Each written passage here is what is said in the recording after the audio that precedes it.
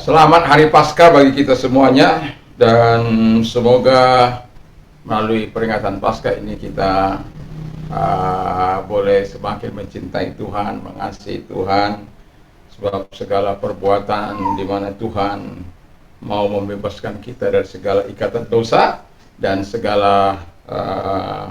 dari segala perbuatan-perbuatan yang tidak menyenangkan Tuhan, sehingga kita bisa kembali bersatu dengan Bapa di surga melalui Yesus Kristus. Puji nama Tuhan, dan saya juga ingin menyapa kita yang ada di luar sana. Selamat Paskah bagi kita semuanya. Semoga kekuatan Tuhan, kekuatan firman, kekuatan Roh Kudus, dan melalui Paskah ini juga kita akan terus mengasihi Tuhan, mencintai Tuhan. Walaupun ada orang berkata bahwa Yesus itu bukan Tuhan, Yesus itu bukan Juru Selamat, Yesus sudah berkata, "Akulah jalan dan kebenaran dan hidup. Tiada seorang sampai kepada Allah kalau tidak melalui aku." Bukan aku, Yesus. Dia juga sudah berkata dalam Yohanes 3 ayat 16, "Karena begitu besar kasih Allah akan dunia ini, sehingga ia mengaruniakan anaknya yang tunggal, supaya setiap orang yang percaya kepadanya tidak binasa, melainkan beroleh hidup yang kekal." Dan sebelumnya kita membaca firman Allah, mari kita berdoa terlebih dahulu. Berfirmanlah, kami buka hati kami, pikiran kami, hidup kami, sehingga melalui pemberitaan firman-Mu, bentuk nasihat, teguran, baik itu keras maupun ringan, Bapa di surga, bisa membawa kami lebih cinta kepada Tuhan, membawa kami lebih mengasihi-Mu, bahwa tragedi yang Kau alami, tragedi salib itu telah mengubah kehidupan kami sebagai orang-orang percaya. Dari kematian Kau pindahkan kepada kehidupan, dari kutuk Engkau pindahkan kepada berkat-Mu, dari Tuhan Bapa di surga, dari hidup serampangan, hidup dengan disiplin ilahi. Terima kasih Bapa di surga buat segala perbuatan melalui Yesus Kristus dalam kehidupan kami. Dan hari ini kami memperingati Paskah, di mana kami memperingati Tuhan, bagaimana pembebasan yang Kau lakukan di masa lampau bagi orang Israel yang mengalami penjajahan 430 tahun lamanya. Kau membebaskan mereka dengan membuat perayaan Paskah bagi mereka, sehingga mengerti makna Paskah yang sesungguhnya. Dan kami juga di masa perjanjian baru, Paskah itu bagi kami adalah di mana Kristus membebaskan kami dari segala perbuatan-perbuatan dosa kami, dan menyucikan kami, membenarkan kami. Terima kasih, kami bersyukur, dan kami buka hati kami untuk mendengarkan kebenaran firman-Mu dalam nama Yesus. Haleluya. Amin. Kita baca firman Allah, kita menyimaknya. Saya akan bacakan karena ini sedikit. Dari pasal Matius 26, Matius 26 ayat 26 sampai dengan 30.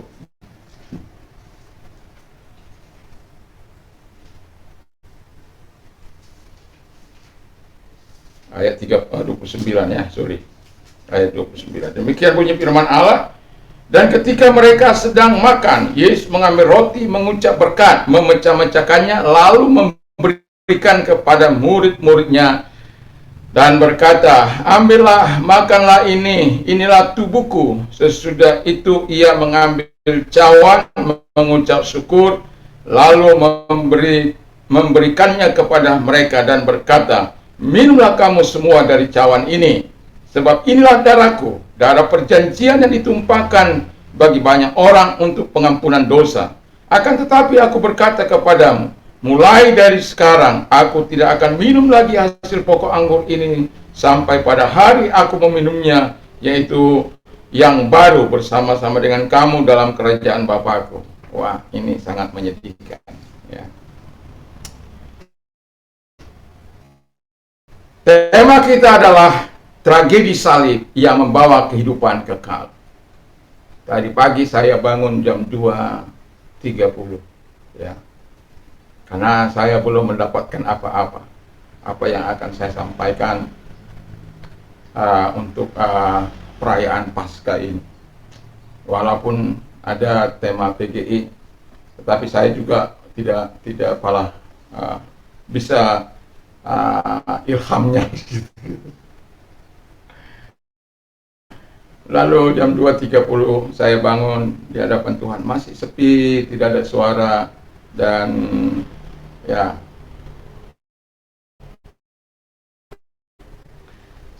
saya berkata, apakah yang saya masih buntu tentang hal ini. Jadi perlulah ya ilham. Nah, jadi saya beberapa hari yang lalu membawa dalam 5M mengubah tragedi menjadi kemenangan.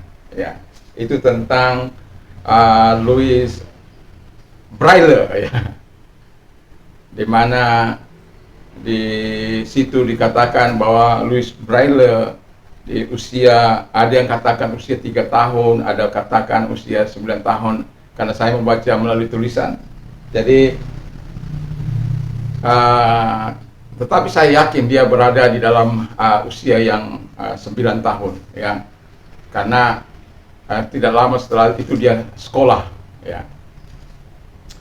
Nah, jadi di usia yang 9 tahun itu dia kena kejatuhan, apa yang istilahnya,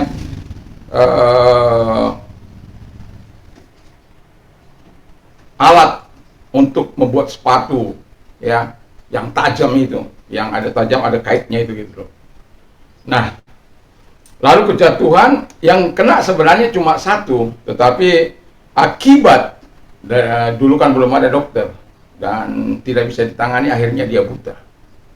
Tidak lama setelah dia sembuh, dia disekolahkan di sekolah buta huruf, ya, karena tidak lagi bisa melihat. Dia akhirnya disekolahkan di situ, dan kemudian dia matanya sudah buta. Lalu dia merasa ini alat-alat ini merasa membuat dia tidak efektif begitu loh. Lalu kemudian apa yang terjadi? Lalu dia teringat dengan alat yang setelah dia 6 tahun, ya, usia 15 tahun, ya, 6 tahun, ya, setelah.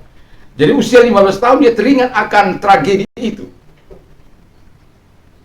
Kenapa tidak saya pakai alat itu untuk membuat sesuatu? Karena dia kan sudah berpengalaman untuk menusuk-nusuk gitu kan. Saya pikirnya aja kode-kode di situ gitu, yang bisa diraba, disentuh gitu. Nah, dan pada akhirnya dengan ilham itu dia membuat yang namanya huruf Braille. Dan berhasillah dia membuat huruf Braille yang lebih efektif. Dan sampai sekarang berlangsung setiap 4 Januari, ya, sebagai hari kelahirannya dia diperingati, ya. Itu membawa manfaat bukan hanya kepada, ya, kepada orang yang dapat melihat, tetapi terutama kepada yang dapat tidak melihat, ya. Jadi yang melihat juga dapat berkatnya, yang tidak melihat juga dapat berkatnya. Artinya lebih yang melihat kan lebih cepat untuk bisa mengajar gitu, ya.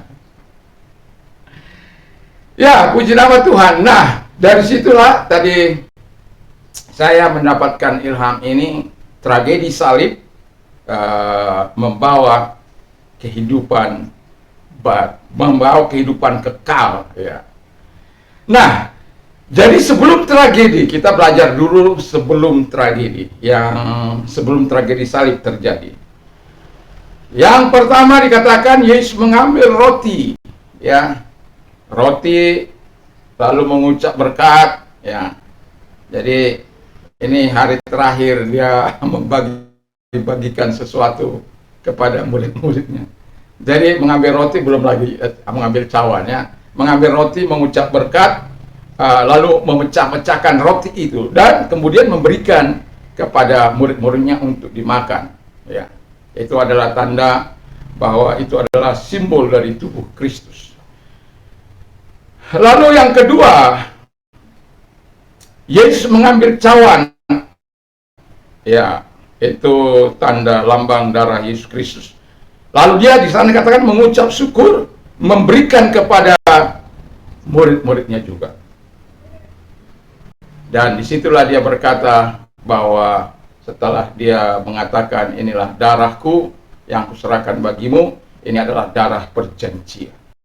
Itu darah perjanjian, kita tahu bahwa itu hanya perjanjian itu berlakukan hanya untuk dua orang, ya antara manusia dengan manusia. Tetapi perjanjian yang dimaksud oleh Allah dengan darah perjanjian itu adalah perjanjian Allah dan manusia melalui Yesus Kristus itu, ya.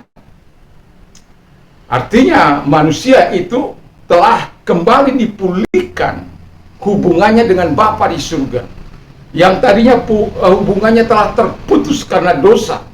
Allah kan penuh dengan kesempurnaan, dia adalah kudus dan tidak akan mungkin orang yang berdosa menghampirinya. Sama seperti kalau orang lagi menghidangkan makanan kepada sahabat-sahabatnya, lalu kemudian kira-kira ada 30 telur, lalu kan satu tray itu 30 dimasak, di apa begitu rupa, dipecah-pecah. Ternyata yang terakhir itu, yang dipecah terakhir itu busuk dan sudah masuk. Ya. Saya yakin bisa dimakan, bisa dia sisihkan sedikit aja apanya. Tapi yang mau saya bilang adalah itu akan tetap berdampak. Seorang sahabat yang baik tidak akan mungkin memberikan hal yang seperti itu. Itu dengan terpaksa, dengan berat hati dia harus membuang dan mencari yang baru. Ya. Jadi dosa itu telah menghancurkan hubungan kita dengan Tuhan. Sedikit saja dosa, upah dosa ialah maut. Dan itu sebabnya Yesus yang telah diutus oleh Allah, walaupun ini bagi sebagian orang dia kan hanya utusan, biarkan saja sudah. Yang akhirnya menolak ketuhanan Yesus dan kemanusiaan Yesus. Tuhan kok bisa manusia, ya? Tuhan mau jadi apa saja bisa, tapi kalau manusia menjadi Tuhan, itu yang gila, ya. Kalau Tuhan mau jadi apa saja, dia bisa, karena dia adalah Tuhan. Mau membuat apa saja, dia bisa, karena dia adalah Tuhan. Kalau dukun-dukun, terbatas, ya. Dan itulah sebabnya tragedi yang membawa keberuntungan bagi kita sebenarnya. Itu sebabnya aku tidak akan minum lagi sampai nanti aku bersama-sama dengan kamu di surga lagi. Artinya apa? Ada jaminan bagi mereka dalam perjalanan hidup ini, walaupun mungkin kita tahu bagaimana si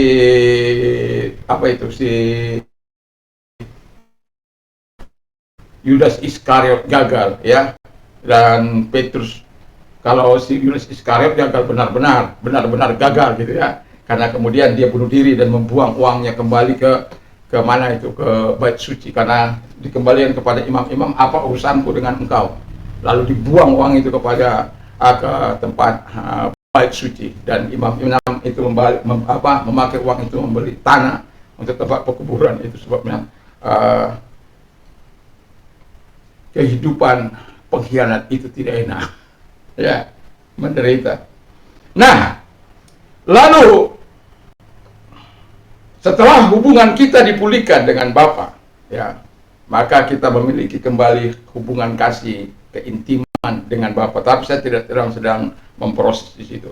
Yang kedua, proses tragedi salib, ya. Proses tragedi salib ini sangat panjang, dan mungkin kalau secara pengadilan paling singkat, ya, karena hanya lebih kurang 18 jam diputus hukuman mati bagi dia, ya. Jadi ada beberapa di dalam Alkitab menuliskan, dan perlu saya katakan, sebutkan, ya, proses pengadilan Yesus, ya, itu di hadapan Anas, ya, atau Hanas, ya.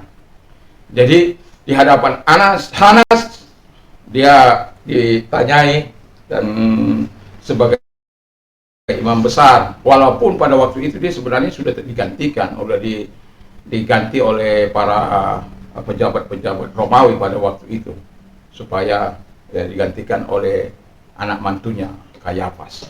Tetapi Kayafas itu sangat menghormati mertuanya, sangat diberikan kepada mertuanya terlebih dahulu. Lalu mertuanya serahkan kepada dia, dan kemudian dia tidak, di dalam apapun dia tidak menemukan kesalahan, dan mencari di dalam di pengadilan Anas ini kita melihat setelah ditangkap dia dibawa ke situ. Hanas hanya bertanya tentang seputar kehidupannya, ajarannya, dan lain sebagainya, tapi tidak menentukan apa-apa di situ. Lalu di hadapan Kayafas, Kayafas mulai mencari-cari saksi palsu. Ya, nanti di dalam Anda bisa baca dalam Yohanes 16 ayat 12 sampai 24, itu peristiwa pengadilan Hanas. Lalu kemudian di hadapan Kayafas, Matius 5 ayat 57 sampai 68, Yesus di sana dihadapkan kepada Kayafas, lalu mencari saksi palsu, ya, untuk dapat menjatuhi hukuman bagi dia. Tetapi kemudian dalam peristiwa percakapan itu, bahwa kita buka saja dalam Matius 26 ayat 57 sampai 68. Coba saya baca ya.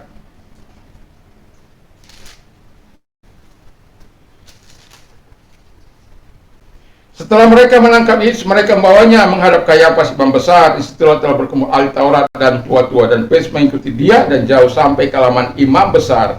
Dan setelah masuk ke dalam dan duduk di antara pengawal-pengawal itu, melihat kesudahan perkara itu, imam-imam kepala seluruh mahkamah agama mencari kesaksian palsu terhadap Yesus supaya ia dapat dihukum mati. Tapi mereka tidak memperoleh, walaupun tampil banyak saksi-saksi susah. Tetapi akhirnya tampil 2 orang saksi yang mengatakan, orang ini berkata, aku dapat merubuhkan bait Allah dan membangun kembali dalam 3 hari. Lalu imam besar berdiri dan berkata kepadanya, tidakkah engkau berjawab atas tuduhan saksi terhadap engkau? 63, tetapi Yesus tetap diam, lalu berkata imam besar kepadanya, demi Allah yang hidup, katakanlah kepada kami, apakah engkau Mesias, anak Allah atau tidak? Jawab Yesus, engkau telah mengatakannya, akan tapi aku berkata kepada mulai sekarang, kamu akan melihat anak manusia duduk di sebelah kanan yang maha kuasa, dan datang di atas awan-awan di langit. Maka imam besar itu mengoyakkan pakaiannya berkata, ia menghujat Allah, untuk apa kita perlu saksi lagi? Sekarang telah kamu dengar hujatnya. Bagaimana pendapat kamu? Mereka menjawab dan berkata, ia harus dihukum mati. Ya. Padahal kalau kita lihat persoalannya kan beda. Tapi memang kalau kalau orang mengasihi itu kan, orang mengasihi itu akan memikirkan, merencanakan, berbuat sesuatu yang baik bagi orang yang dikasihi. Itu orang yang mengasihi. Tetapi kalau orang yang benci, itu akan juga sama. Dia akan memikirkan, merencanakan, berbuat sesuatu yang tidak baik bagi orang itu, supaya orang itu mendapatkan ganjaran atau hukuman, ya, yang seharusnya tidak layak diterima dia. Saya agak sedikit batuk, ya, dan meleleh juga ya. Nah, jadi kita lihat bagaimana kebencian dari Kayafas, bagaimana kebencian dari para ahli-ahli Taurat, orang-orang Saduki, imam-imam besar pada waktu itu. Dan kemudian ya, Kayafas mengirim ini kepada mahkamah agama. Mahkamah agama menentukan penalti, death penalty. Ya, hukuman mati. Dan itu membuat rakyat senang, ya. Tidak tahu bagaimana orang bisa terpengaruh begitu rupa dari bagaimana perbuatan Yesus mengadakan mujizat demi mujizat dalam satu waktu, begitu rupa bisa membenci. Mereka telah menyaksikan perbuatan-perbuatan Allah melalui Yesus Kristus, perkara-perkara besar yang begitu luar biasa, mati bangkit, buta melihat, tuli mendengar, bisu berkata-kata. Tapi sekejap saja itu hangus. Bukan karena Yesus melakukan kesalahan, bukan karena Yesus melakukan pelanggaran, bukan karena Yesus melakukan kejahatan, tapi karena Yesus mengasihi.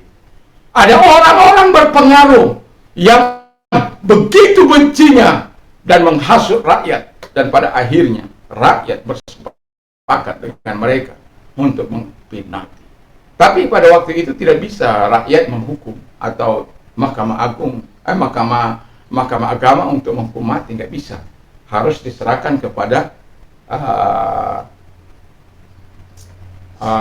orang-orang Romawi yang berkuasa pada waktu itu, atau gubernur Romawi.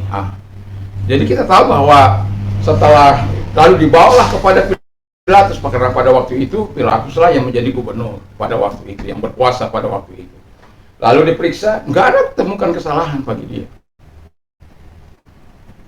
Mau bagaimana aku bisa menjatuhkan hukuman kepada orang yang tidak bersalah? Bagaimana mungkin aku menjatuhkan hukuman mati kepada orang yang tidak bersalah? Tapi mereka bersikeras harus menyalibkan dia. Lalu kemudian, karena dikatakan dia berasal dari Galilea, oh dia ingat musuh lamanya. Musuh lamanya, Herodes. Daripada saya kena ketanya, lebih baik saya kirim aja kepada Herodes, supaya Herodes yang menghakimi. Lalu kemudian dikirimlah kepada Herodes. Herodes tanya, bagaimana kamu melakukan mujizat dan begini-begini? Saya ingin melihat. Herodes itu sudah lama ingin merindukan Yesus itu untuk melihat Yesus, tapi nggak sempat bisa melihat Yesus.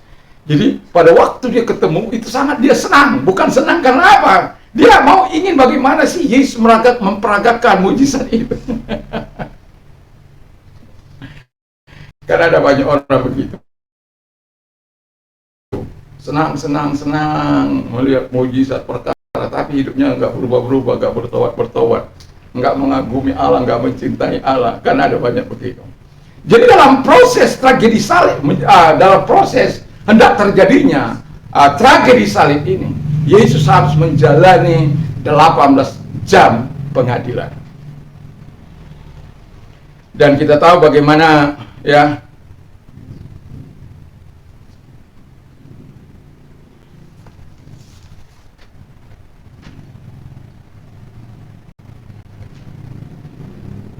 dia dibawa kepada Pilatus dan kemudian dibawa kepada Herodes. Herodes ingin melihat mujizat, lalu nggak dapat apa-apa dari Yesus. Lalu dia kirim lagi kepada Pilatus. Lalu kemudian, tapi di sini mereka sudah terjadi persahabatan. Nggak tahu bagaimana terjadinya persahabatan itu, karena Yesus yang dihukum, mereka yang bermusuhan tadi mereka menjadi bersahabat.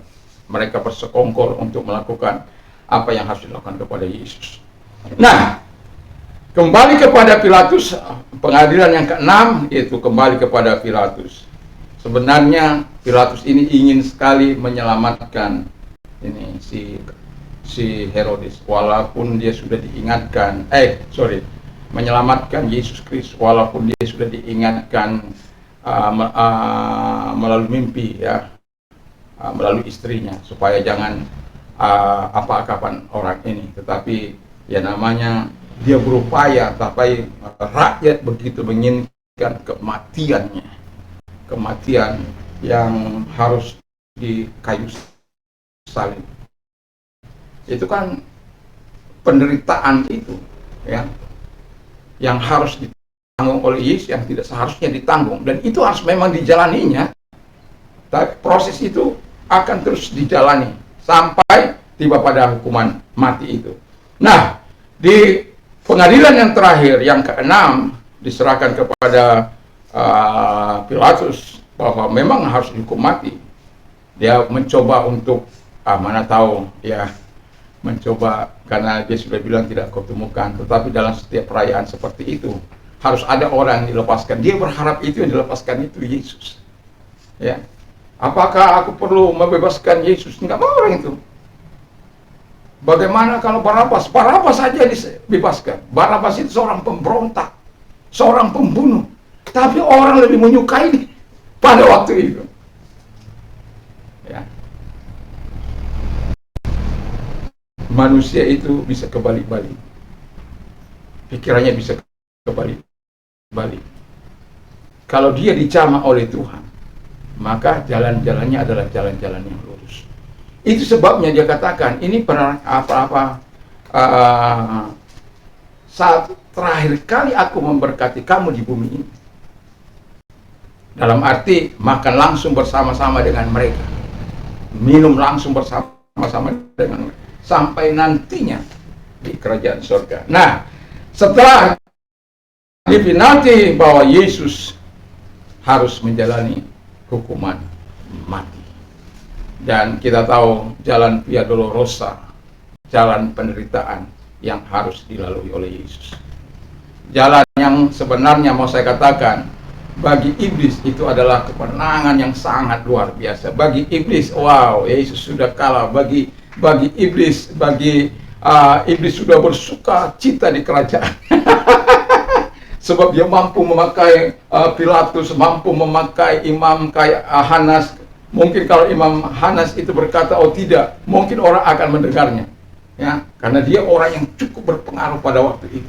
Tapi dia serahkan kembali diserahkan kepada anaknya, anak mantunya Kayafas. Kayafas menyerahkan kepada Mahkamah Agama mempenalti dia, lalu dibawa supaya dijalankan, dibawa kepada Pilatus. Pilatus memeriksa, tidak ada kesalahan apa-apa bagi dia. Tapi ya dasarnya manusia yang terus mengotot. Karena itu saya katakan tadi, dia dibawa kepada Herodes. Herodes senang dan kembali mereka dan kemudian terjadilah Via Dolorosa. Kalau kita pernah melihat Passion, film apa itu, Passion of Christ ya, itu kita tentu nggak sampai hati. Itu belum berapa itu. Kalau menurut Yesaya itu belum berapa film itu. Tapi berapa banyak orang yang menjadi percaya oleh karena film itu. Baru-baru ini dari Aceh, karena dia menonton film Yesus itu, dia bertobat. Ini baru-baru ini di Aceh. Banyak orang bertobat karena apa?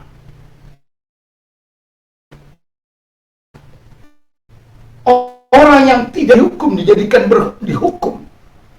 Dan itu memang untuk penggenapan nubuatan Alkitab. Dan Yesus harus mati, nggak bisa tidak. Seharusnya kita yang ada di kayu salib itu, seharusnya kita yang menderita, tergantung di situ. Itu sebabnya kalau Anda baca dalam Keluaran 12 di sana dikatakan, ketika orang-orang merayakan mau keluar dari Mesir, sebab apa? Tuhan akan melakukan perkara besar. Anak sulung orang-orang Mesir akan mati, dari binatang sampai raja. Jadi semua mati pada malam itu. Tapi sebelum itu terjadi, mereka harus makan dan harus berkumpul dalam keluarga, tidak boleh keluar, dan harus domba-domba atau darah binatang yang sudah itu harus diapakan kepada pintu itu. Supaya apa? Supaya kalau malaikat El-Maut melihat, oh ini tidak, ini orangku.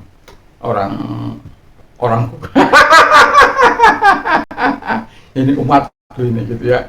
Jadi kita bisa bayangkan bagaimana semua pada hari itu tangisan terjadi, cerita terjadi, teriakan terjadi, desakan kepada raja terjadi, supaya apa? Membiarkan mereka keluar. Dan pada akhirnya kita tahu, akhirnya Musa dipanggil dan Harun dipanggil untuk segera keluar, karena mereka mengalami teror yang begitu luar biasa, ketakutan yang sangat luar biasa. Dan satu perkataan yang kalau Anda baca di situ, bahwa di dalam Keluaran 12 itu, jangan sampai ketika engkau makan, satu tulang pun akan patah. Gak boleh, satu tulang pun gak boleh patah dari ternak itu. Itu sebabnya kematian Yesus di kayu salib, tidak satu pun tulangnya yang patah. Itu kalau kita pikir-pikir, wah, yang di sana anak domba sungguhan, yang di sini anak domba Allah yang disalibkan. Tapi tetap dalam pemeliharaan Allah. Walaupun sama katakan, wajahnya tidak lagi seperti manusia, tubuhnya tidak lagi seperti tubuh manusia karena darah yang di sana sini, dan kita tahu belum lagi dimahkotai duri, dan belum lagi dia harus memakai salib yang harus dipakai, dan itu sangat mengerikan. Proses yang sangat mengerikan, proses salib yang sangat menyedihkan, jalan salib yang harus ditempuhnya, Via Dolorosa yang harus, jalan penderitaan yang harus dilaluinya. Karena apa? Itu karena kasihnya kepada saya dan saudara, karena kasihnya kepada manusia. Dia rela menanggung itu, walaupun kita pernah tahu bahwa dia sebelum menuju jalan salib itu, sebelum proses itu terjadi, dia berkata, Tuhan, kalau boleh lalu, biarlah cawan ini lalu. Tapi bukan kehendakku yang jadi, tapi kehendak Bapa. Ketika dia menanggung semuanya itu, dia berteriak, Eloi, Eloi, lama sabachthani, Allahku, Allahku, mengapa engkau meninggalkan aku? Seluruh dosa umat manusia ada di pundaknya. Allah memalingkan wajahnya, tidak sanggup melihat wajah anaknya yang tunggal itu, tidak sanggup melihat penderitaan anaknya. Itu sebabnya Allah meninggalkan dia, karena dosa dan kejahatan yang kita lakukan. Tapi itu semua ditanggung oleh Yesus. Sekalipun demikian, Yesus tetap melakukannya dengan kasih. Seharusnya di saat seperti itulah Allah memberikan dukungannya sepenuhnya. Di saat seperti itulah, tapi kita tahu Allah yang penuh cinta dan keadilan tidak sanggup melihat sang putra seperti itu. Yang mau saya katakan adalah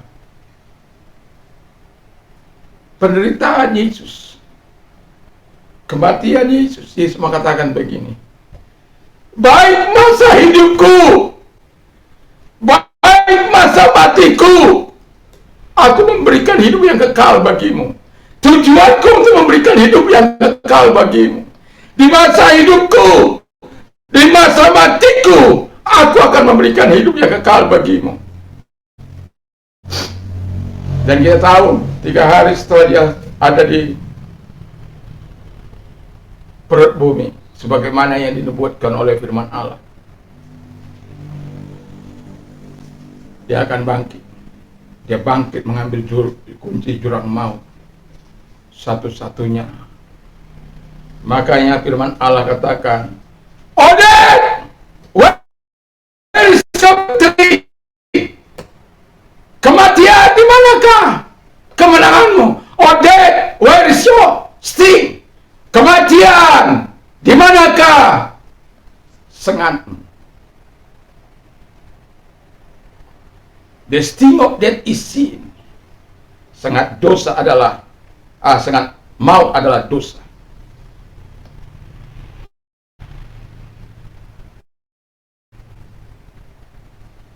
The sting. Wow, sengat itu baru-baru ini dia saya lihat seorang nenek disengat lebah itu mati, meninggal dunia.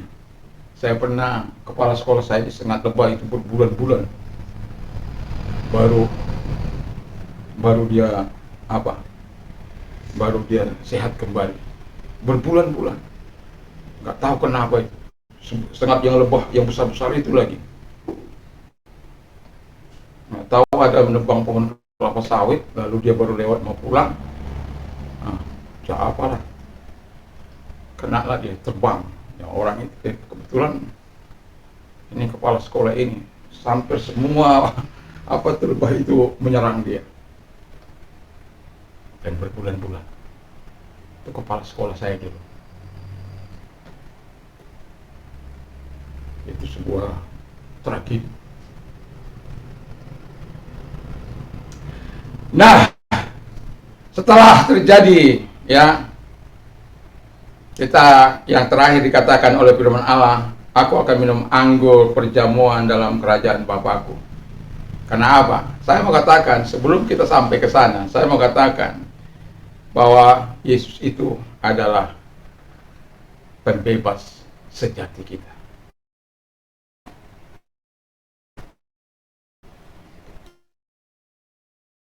Jadi kalau kita terikat pada perbayaan dan sebagainya, ya jangan seperti orang melayani Tuhan, ini pelayan tapi setan juga dia pelayan Tuhan jadi pelayan setan juga, ya. Karena pada suatu hari di mana seorang pengkhotbah yang begitu luar biasa lagi berkhotbah, tapi karena biasalah di Tretes itu tempat yang rupanya sempat mampir dia di situ, sempat mampir, lalu pada waktu itu pelayanan perjamuan suci lagi kan.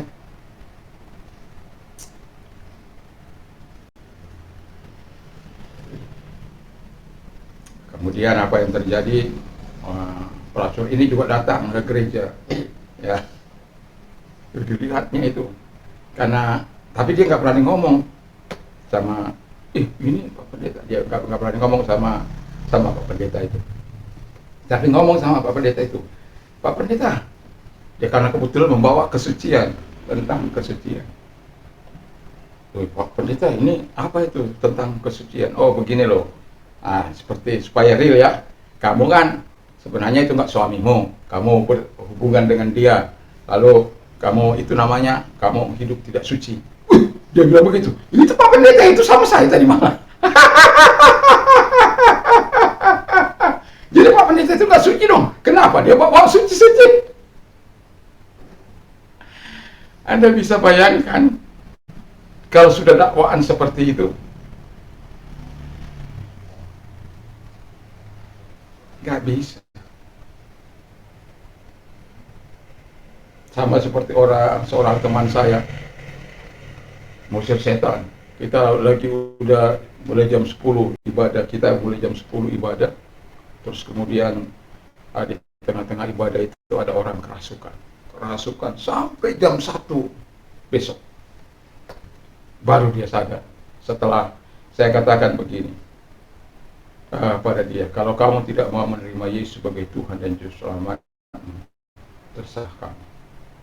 Tapi setelah ini kami tidak akan lagi terlibat dalam pelayanan. Kita ini bukan dukun, bukan apa. Nah jam 12 itu dia kemasukan. Nah, itu kemasukan dan kita usir terakhir. Dan di situ kita katakan terakhir sama dia. Dan pada akhirnya dia mengambil keputusan untuk terima. Sejak itu dia sehat.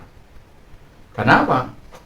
Sudah Yesus ada dalam hatinya, dalam hidupnya. Dan ketika Yesus ada dalam hidup seseorang, bagaimanapun lemah orang tersebut, bagaimanapun selama ini bisa dikangkangi oleh setan, kemudian ketika Yesus dilihat di situ, dia minggir. Nggak bisa. Kalau Tuhan sudah memiliki kita, tidak satu orang pun yang dapat menjamah. Termasuk kekuatan pada waktu itu, kekuatan penghulu-penghulu dari Kalimantan, pedalaman Kalimantan sana. Tidak sama. Dan akhirnya kita bebas. Yang mau saya katakan, Tuhan Yesus itu pembebas yang agung. Jadi kalau dia membebaskan kita, terkecuali kita mau pintar bersandiwara, pintar mau munafik, ya seperti tadi pendeta tadi, atau seperti majelis, yang dimana seorang pendetanya bersusah payah untuk menenangkan jiwa-jiwa, termasuk membawa pelacur kepada Tuhan. Lalu kemudian enggak berbulan-bulan diajak ke gereja, tidak mau. Lalu kemudian padahal jemputan diadakan, mobil disediakan. Ya. Makanya saya pernah bilang sama sahabat-sahabat saya, kalau kamu melayani pelayanan di tempat-tempat seperti ini, jangan pernah satu orang. Hangus kamu. Biarpun kamu sakti, biarpun kamu hebat, satu kali nggak apa-apa, 2 kali nggak apa-apa, 3 kali nggak apa-apa. Tapi saat kalau kamu datang ke situ, ambles lah kau. Dan itu sudah dialami para sahabat-sahabat saya. Dan saya sudah adakan riset kepada mereka, baik yang ada di Kalimantan, baik yang ada di Surabaya, ya, di sini belum pernah. Baik yang ada di Balikpapan, dan rata-rata mereka faktor ekonomi. Makanya saya bilang kalau orang ini mau diambil dari situ, gereja harus siap menyediakan bagi mereka keterampilan atau pemodalan. Karena mereka butuh makan. Mereka nggak tahu itu Yesus itu bagaimana bentuknya, nggak tahu dia itu. Bagaimana kuasa Yesus, nggak tahu dia itu. Yang dia tahu bagaimana bisa makan, bagaimana bisa minum. Tapi gereja nggak bisa masa bodoh dengan hal-hal yang seperti itu.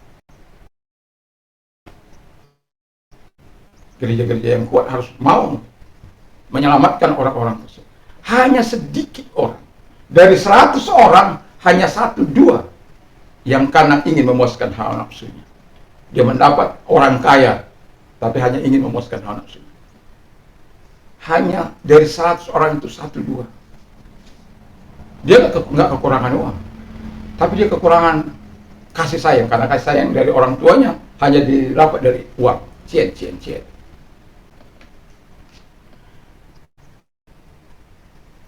Jadi sadar bahwa Yesus itu adalah pembebas. Jadi itu sebabnya ketika kita nanti sudah dibebaskan, itu ya nanti kita akan ada bersama-sama dengan Bapa itu, ya, minum perjamuan kudus dengan dia. Yang kedua, bagian kedua di situ, bagian 3 itu, ia adalah juru selamat dunia. Jadi kalau kita bilang ini dia juru selamat dunia, itu bukan juru selamat kak saya. Mau kamu nggak katakan dia nggak juru selamat, mau nggak kamu katakan dia adalah juru selamat dunia.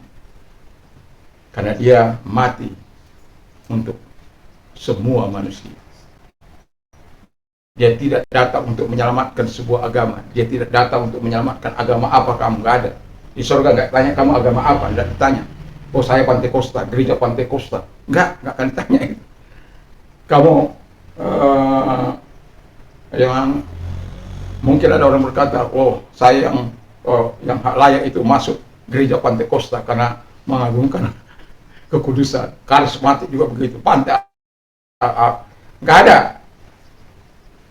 Yang masuk bagian dalam kerajaan Bapa itu adalah orang-orang yang percaya dan yang melakukan kehendak Bapa. Itu saja yang saya tahu. Itu kata firman Allah. Karena firman Allah katakan, bukan setiap orang yang berseru-seru kepada Lord, Lord, Lord, Tuhan, Tuhan, enter to the kingdom. Not everyone who says to me, Lord, Lord, shall enter to the kingdom of God. Akan masuk kepada kerajaan Allah. But he who does the will of my Father in heaven. Itu. Tapi dialah yang akan masuk itu, dialah yang melakukan kehendak Bapakku yang di surga. Jadi kalau dia yang karena kita percaya dan kemudian karena kita melakukan kehendak Bapa itu. Jadi kalau dia sebagai juru selamat dunia, itu bukan tidak ada dia mau menyelamatkan. Oh, kamu agama Kristen ya, saya selamatkan. Nggak ada itu. Oh, kamu agama ini ya, jadi Tuhan nggak bisa. Oh, kamu agama sana, kamu nggak bisa saya selamatkan. Dan itu terbukti. Ada banyak dari yang menyebut agama-agama itu, bahkan dari ateis yang percaya kepada Yesus. Kenapa? Memang dia juru selamat dunia. Dia tidak tanya soal agama. Agama tidak membawa keselamatan. Dermamu tidak akan membawa keselamatan. Puasamu tidak akan membawa keselamatan. Itu hanya bagian ungkapan rasa syukur kita kepada Tuhan. Kalaupun sampai saat ini kita masih berdoa dan berpuasa. Saya berdoa dan berpuasa baru 2 kilo, hampir 3 kilo lah susutnya. Jadi itu sudah tanggal 27. Baru 2 kilo. Ternyata enggak mudah. Untuk untuk menjadikan badan itu berapa? 75 kilo. Tidak mudah. Saya mengurangi gula, saya mengurangi garam. Jadi kalau biasanya kan saya suka asin. Jadi istri saya masak satu kali sayur, "Mah, ini asin sekali nih." Padahal ya kalau menurut dia saya yang lama sudah enggak gitu loh. Ya sudah wajar. Dan setiap kali biasanya akan saya habiskan itu kuah-kuahnya. Tapi kali itu tidak. Hanya saya ambil sayurnya, kuahnya ada saya makan. Saya minum. Dan saya bilang, tolonglah jangan asin-asin lagi.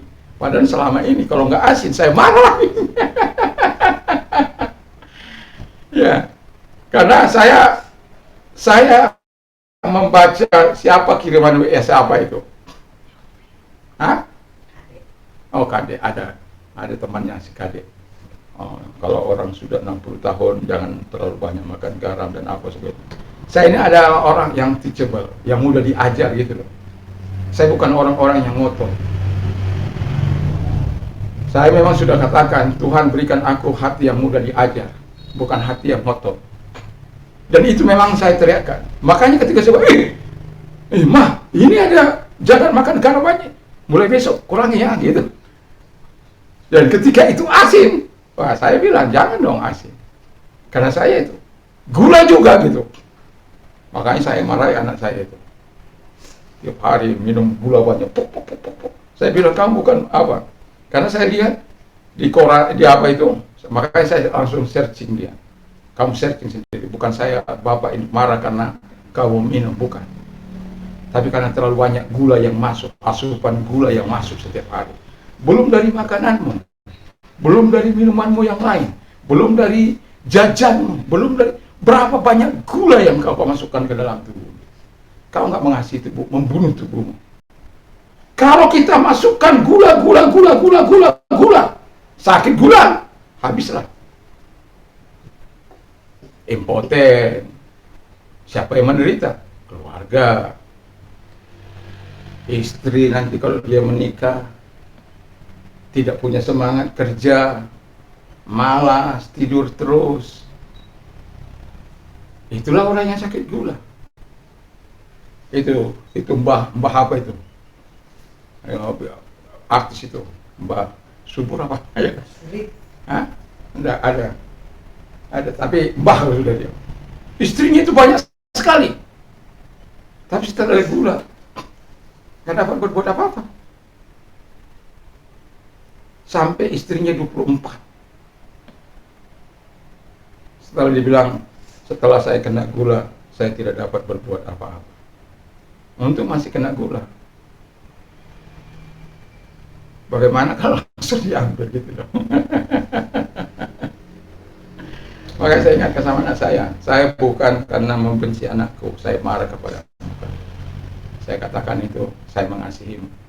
Karena dampak yang kau ambil, putusan yang kau ambil, minum gula terus pagi, kadang siang, kadang pagi sore udah pasti, siang itu kadang-kadang. Karena saya di rumah gitu. Kalau sore udah pasti. Apa ya? Kok sekarang dia sudah mengurangi gula. Saya bilang sama maknya, tolong anakmu supaya bisa juga minum gula yang wajar. Jangan biarkan dia mengambil sendiri. Kalau seperti itu harus dia ditolong. Taruhkan dia teh. Ya mungkin pertama kali teh itu nggak manis, nggak apa-apa. Karena kita memang, kalau saya minum seperti apa katanya, minum air hangat. Ya itu saya lakukan itu. Habis minum air hangat. Memang jauh lebih nikmat gitu loh, daripada harus minum minuman es. Jadi karena apa? Saya ingin menghargai sang juru selamat saya yang memberikan hidup, karena saya mau umurnya panjang. Tapi umurnya panjang itu seperti, kalau nggak seperti Harun yang 123 tahun, ya seperti Musa lah ya, yang 120 tahun. Matinya enak, tinggal dibawa ke gunung, meninggal dunia.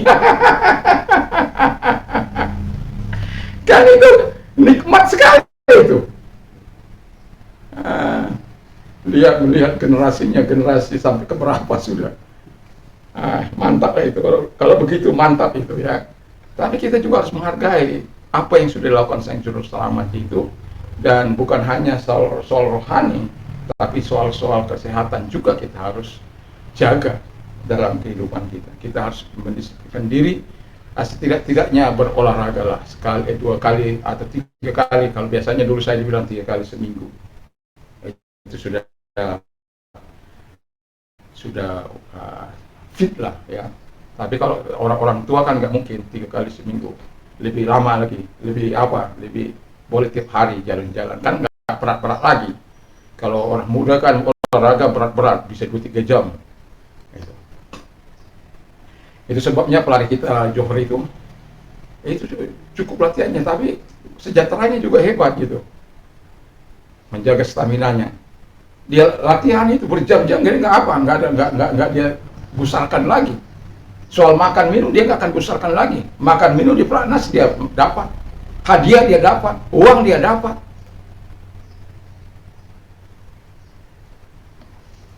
Yang dari tadi kali ekonomi di bawah menjadi ekonomi di atas,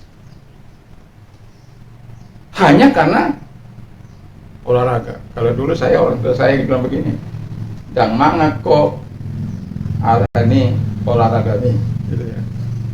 Nggak makan kamu karena kamu olahraga itu gitu. Jadi karejo, jadi kerja gitu. Itu seperti ibu saya itu seperti Pak Jokowi itu, kerja gitu. Jadi kita dianggap olahraga itu memang, kalau dulu kan nasib para pahlawan olahraga itu nggak ada apa-apanya. Sekarang saja, wow, itu luar biasa penghargaan yang begitu luar biasa. Kalau olahragawan itu pintar, sampai pada masa tuanya pun dia akan terselamatkan gitu. Ya, kan memang kalau berprestasi itu kan nggak apa, paling usia 30 sebagai sudah nanti turun. Kalau dia bisa menjadi pelatih, ya lebih baik, apalagi lebih panjang gitu karirnya. Kalau dari pelari lalu nggak jadi pelatih, nah itu yang bahaya. Kalau dia nggak pintar men-saving uangnya, nggak bisa memutar uangnya, ya nyala kita lihat bagaimana orang pada masa ada uangnya dia poya-poya. Nah, jadi juru selamat dunia itu mau menyelamatkan kita, bukan hanya jasmani kita, rohani kita, semua dia mau selamatkan agar kita berpikir dengan pola pikir ilahi. Yang terakhir, ia adalah Tuhan yang kekal. Ya. Jadi Yesus itu adalah Tuhan yang kekal. Jadi di mana sebelum dia menjalani, setelah proses sedang dijalani, lalu kemudian setelah menjalani, kita melihat bagaimana tujuan Allah yang luar biasa itu. Dia mempunyai rencana yang jelas bagi kehidupan kita, untuk bersama-sama dengan kita. Dan dia tidak merencanakan begini, nanti kalau kamu begini-begini, kamu akan tinggal di sini. Enggak, ya. Dan Yesus tidak meragukan para muridnya, walaupun ada satu orang yang tidak masuk, ya, yaitu si Judas Iskariot. Tapi rencana Allah itu bagi semua orang, supaya nantinya setelah dia menjalani semua proses itu, semua orang bersama-sama dia dengan Bapa. Itulah kerinduan Yesus, di mana kita bersama-sama dalam kerajaan Bapa. Tidak ada rencana yang gagal, rencana Tuhan yang gagal kalau kita mau mentaati semua kehendak Bapa di dalam kehidupan kita. Dan tragedi dari tragedi salib yang membawa kepada kehidupan kekal, dan hargai itu dalam hidupmu. Jangan buang dengan percuma tragedi yang membawa kehidupan kekal ini, tragedi salib yang membawa kepada kehidupan. Jangan buang itu, jangan anggap remeh itu, jangan anggap sampah itu, tapi buatlah itu sebagai ukiran di hatimu, di hati kita semuanya, supaya kita semakin mengasihi Tuhan, mencintai Tuhan. Cukuplah Yesus yang menderita. Dengan kasih kita dapat melakukan. Sekalipun kita mungkin akan mengalami penderitaan, kita akan mengalami beban kita yang berat, tapi saya mau katakan kepada kita bahwa Tuhan mau menolong kita, Tuhan mau menyelamatkan kita. Tuhan mau memberkati kita. Mari kita tunduk kepala dan kita berdoa. Terima kasih Tuhan, berkati firman-Mu, berkati kami semuanya di dalam nama Tuhan Yesus Kristus. Biar firman-Mu menjadi berkat bagi kami. Terima kasih Tuhan. Sebentar kami akan mengadakan perjamuan kudus. Tuhan menolong kami, Tuhan memberkati kami. Di dalam nama Yesus, haleluya. Amin. Kami bersyukur, berterima kasih kepada Bapa yang baik, yang kami kenal dalam nama Yesus, yang memberikan kami kekuatan, kesehatan, yang kami dapat merayakan bersama Paskah ini Bapa di surga. Biarkan kami mengerti bahwa tragedi salib itu bukan membawa kehancuran bagi kami, itu hanya membawa kehancuran bagi iblis. Tragedi salib yang dialami oleh Yesus itu membawa kehidupan kekal bagi kami, sehingga setiap kami, biarlah kami mencintai Engkau lebih, mengasihi Engkau lebih, mentaati Engkau lebih Bapa di surga dalam kehidupan kami, menyenangkan hati-Mu lebih dari sebelumnya. Terima kasih, kami bersyukur, kami berterima kasih. Bangsa dan negara kami ini kami serahkan dalam tangan Tuhan. Tuhan memberkati, biarkan Tuhan menolong. Pemilu sudah berlangsung dengan baik, walaupun ada hal-hal yang sedang dipermasalahkan di MK, kami serahkan semua dalam tangan Tuhan. Semua sehingga berjalan dengan baik. Semua hal-hal yang mungkin mereka ada orang yang menganggap salah, biarkan diselesaikan melalui jalur hukum, bukan jalur kekerasan. Terima kasih, kami percaya Engkau akan terus campur tangan bagi bangsa kami ini, dan kami sudah menemukan presiden baru kami yang akan datang, yaitu Pak Prabowo dan wakil presidennya Pak Gibran. Kami berdoa supaya kekuatan Tuhan, kesehatan Tuhan menyertainya, dan ke presiden sekarang ini, yaitu Presiden Pak Jokowi dan Pak Maruf, kami serahkan tetap dalam kekuatan kesehatan pada saat dapat menjalankan tugas sampai Oktober tanggal 20 yang akan datang. Terima kasih Bapak di surga, dan kami berdoa bagi semua menteri. Kami doakan supaya tetap kuat, solid untuk membangun bangsa ini. Apapun peristiwa-peristiwa politik yang terjadi, mereka sudah mengakhirinya karena sudah ditentukan pemenangnya, dan semuanya boleh berdamai kembali, berjiwa besar untuk membangun bangsa ini Bapak di surga. Kami, itulah doa harapan kami sebagai orang-orang percaya kepadamu. Terima kasih Bapak di surga. Kami juga berdoa kepada mereka-mereka yang sakit Tuhan, dalam nama Tuhan Yesus, mari Engkau ulurkan tangan-Mu kepada mereka, dan apapun segala sakit penyakit mereka Tuhan, kami berdoa kepada mereka, karena Engkau yang berkata usir setan-setan, lenyapkan segala sakit penyakit, karena kami punya Tuhan yang tidak pernah mengenal jarak, ruang maupun waktu. Dimanapun Engkau bisa hadir kepada mereka, menumpangkan tangan atas mereka. Dan itulah sebabnya harapan hamba-Mu kepadamu Tuhan, Engkau menumpangkan tangan atas mereka yang sedang sakit hari-hari ini Bapak di surga, baik yang ada di rumah sakit, di camp-camp, di rumah-rumah, di mana, di bangsal-bangsal, dimanapun mereka ada. Dalam nama Tuhan Yesus Kristus, segala sakit penyakit yang mereka dari aku perintahkan keluar, dan oleh bilur daripada Tuhan Yesus, oleh kuasa-Mu, oleh mujizat-Mu, mereka sembuh. Kalau Engkau katakan be healed, mereka akan sembuh. Terima kasih Bapa di surga, kami percaya kepada-Mu Tuhan, percaya pada firman-Mu. Terima kasih bagi mereka-mereka yang mau menerima Yesus sebagai Tuhan dan Juru Selamat. Yesus datang bukan menyelamatkan sebuah agama, tapi Yesus datang untuk menyelamatkan orang-orang yang mau percaya kepadanya. Kalau Engkau orangnya, mari angkat tangan-Mu dan kita berdoa bersama kepada Tuhan. Ikuti doa saya. Tuhan Yesus, saya sadar saya orang berdosa. Saya mengaku segala dosa yang pernah aku lakukan. Aku minta ampun kepada Bapa di surga dalam nama Yesus Kristus. Dan biarlah darah-Mu yang suci itu menyucikan segala dosa dan kejahatan yang pernah aku lakukan. Dan terima kasih buat segala pengampunan-Mu. Terima kasih buat segala pembenaran. Dan kini hamba-Mu menjadi alat di tangan, menjadi hamba-Mu Tuhan. Terima kasih dalam nama Tuhan Yesus Kristus kami bersyukur dan berdoa. Bagi orang-orang muda kami berdoa supaya mereka tetap diberi kreativitas dalam hidup mereka, inovasi-inovasi baru dalam hidup mereka. Oh Tuhan Bapa di surga, sehingga mereka bukan Tuhan generasi yang cengeng, bukan generasi yang tidak peduli, bukan generasi serampangan, bukan generasi tanpa disiplin, tapi mereka adalah generasi-generasi yang siap memberikan dampak bagi Indonesia dan bagi orang-orang percaya, bagi pekerjaan Tuhan. Terima kasih Bapa di surga, terima kasih, dan kami sungguh bersyukur kami berterima kasih kepadamu. Dan kami juga berdoa bagi engkau yang menghadapi masalah, apapun permasalahan yang engkau hadapi, Tuhan berkati dan percaya bahwa Tuhan akan menolong engkau. Angkat kedua belah tanganmu, kita berdoa. Tuhan Yesus, engkau lihat orang-orang yang mengalami kesesakan dalam hidup mereka. Engkau yang sudah berkata, marilah kepadaku, hai kamu yang letih sudah beban berat, aku akan memberikan kelegaan bagimu. Dan Tuhan memberikan kelegaan bagi mereka melalui engkau menjawab mereka. Dan kalau engkau itu orangnya, mari angkat kedua belah tangan, menyerahkan diri kepada Tuhan. Kita berdoa, Tuhan, kau melihat tangan-tangan yang sedang diangkat kepadamu dan engkau menolong mereka, menyelamatkan mereka, dan Tuhan juga menyelesaikan segala masalah-masalah mereka, sehingga mereka bisa berkata segala perkara dapat kutanggung di dalam Dia yang memberikan kekuatan. Dan kemudian mungkin juga mereka akan ada yang langsung kau lawati, dan mereka berkata, terpujilah Tuhan yang telah menolong dan melepaskan aku dari segala kesukaranku. Terima kasih Bapa di surga, kami bersyukur, kami berterima kasih dalam nama Tuhan Yesus Kristus. Gerejamu kami serahkan dalam tangan Tuhan, dimanapun ada para hamba-hamba, para rekan, sahabat, teman-teman dalam pelayanan ini. Tuhan memberkati, karunia-karunia bekerja melalui dan dalam kehidupan kami, orang-orang percaya, hamba-hambamu, semuanya bagi hormat dan kemuliaan Bapa di surga.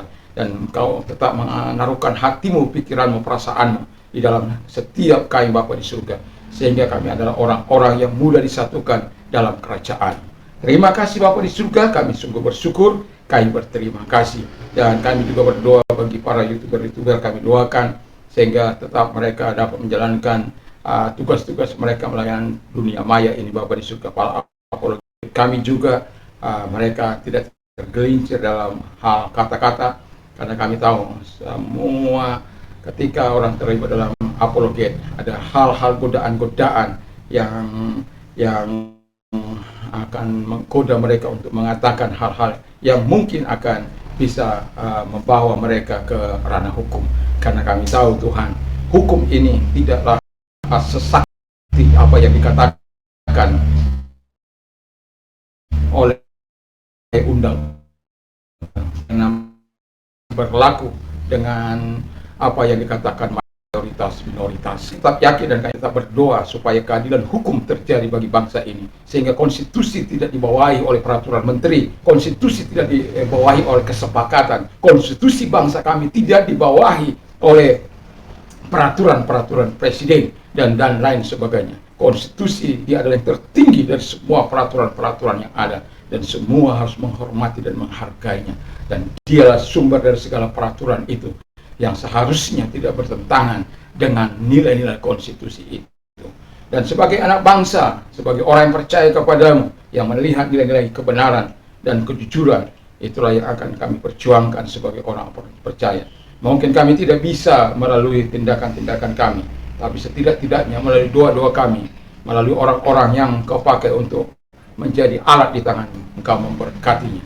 Terima kasih Bapa di surga, kami bersyukur, kami berterima kasih. Sekarang pulanglah dengan membawa damai sejahtera daripada Tuhan Yesus Kristus, kita Allah Bapa dalam surga, persekutuan kuat kuasa Roh Kudus yang telah menguatkan, menghibur, menolong, dan memberikan kuasanya bagi kita.